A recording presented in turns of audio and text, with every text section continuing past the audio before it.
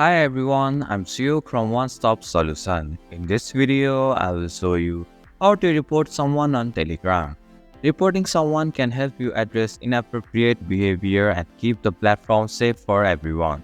So, let's get started on how to report someone on Telegram. First, open the Telegram app. Now, in the chat section, select the user that you want to report. Once you have the chat open, tap on the profile icon at the top right corner of your screen. This will open the user's profile settings. In the profile settings, you can locate the report button. Simply tap on it.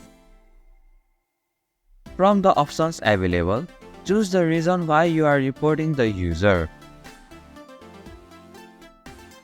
Here you can add the additional details or simply report the user by tapping on the report option. And this is how you can report someone on Telegram. Thank you for watching One Stop Solution. Hope this video was helpful. If it was, then hit the like button and comment down if you have any questions or feedback. Also, if you are new to our channel, please subscribe and hit the bell icon so that you won't miss our upcoming videos.